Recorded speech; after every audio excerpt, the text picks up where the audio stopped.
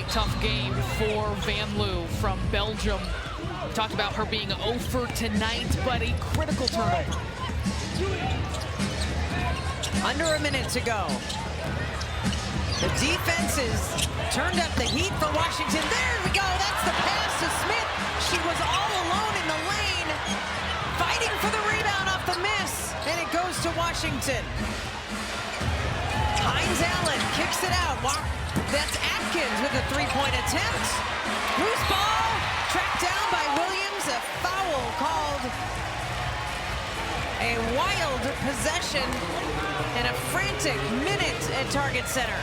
29.9 seconds. The foul was against Julie Van Loo, her fourth, and Williams is going to the free throw line. Minnesota being aggressive, looking for those long rebounds. Atkins was pointing to herself. That was a quick shot. Van Loo comes up in another moment here on the wrong side of things, or rather Minnesota's benefit, I should say. But Williams coming up here in this big moment. Missed the first free throw, but how about this line tonight for Courtney Williams? 17 points, 6 rebounds, 7 assists, 2 steals. Marty, that's just 2 points off of her season high, a rebound off her season high as well. So she is right in that spot. Her impact has been so huge in this game without college. She missed both free throws.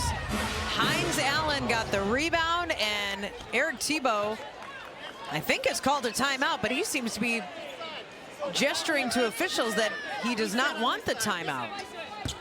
It's a reset timeout. I don't know what the confusion was, but Eric Thibault was adamant about this. So it's just a reset timeout, which means Washington advances the basketball and can make a substitution if need be, but the Mystics will play as they are, down by 5.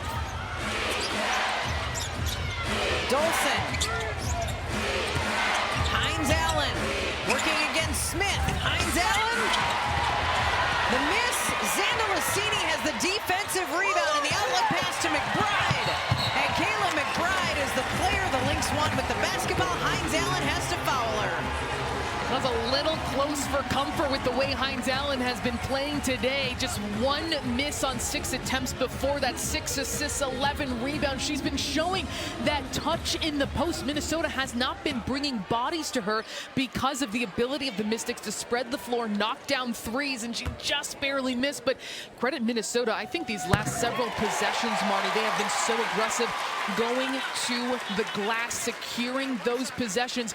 We've heard Coach Reeve talk about those team rebounds where it's just up for grabs. Her team is going after them tonight to try and seal this. Kayla McBride, a 91.5% free throw shooter, coming into tonight, hit 2 crucial threes, giving Minnesota a 7-point lead with 13.2 seconds left to play. The Lynx will travel to Los Angeles for a showdown with the Sparks after this one. Coverage begins Tuesday night. It's a late game, 9 p.m. on Bally Sports North, extra also on the Bally Sports app. A 19-10 Lynx fourth quarter. So holding Washington to 10 points in this fourth quarter is exactly the recipe that Minnesota was looking for. On a night when the Lynx are shooting 39% from the floor, it's their defense that they've leaned on down the stretch. There were times where Minnesota was its own worst enemy on both sides, offense and defense, but they've been able to recalibrate in both sides of the ball. And I think refinding the ability to hit shots at big moments. Still not a banner night for this offense. Under 80 points, under 40% shooting, and being outshot, in fact, by Washington. But it has been the ability to make those big plays defensively, hit those big shots in critical moments down the stretch. And led by the backcourt of Courtney Williams and Kayla McBride, who each had 9 points in the first quarter to kind of get things started. Each has 17 points tonight. And Washington, Dolson, too strong on the inbounds, turns it over, and that was probably the last gasp for the Mystics. Reset timeout by Cheryl Reeves, so Minnesota will inbound the ball on their half of the half court. Williams with 12.5 seconds to go gets it exactly to the person she wants to get it to, which is McBride, and Washington is not going to foul.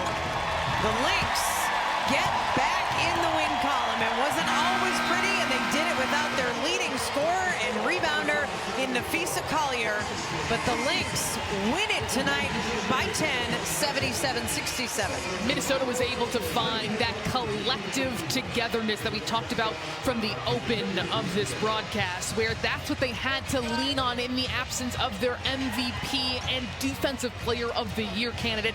That's what they did. It wasn't, as you mentioned, I think it's a great way to put it, Marty, it was not always pretty throughout this game on both sides, where it just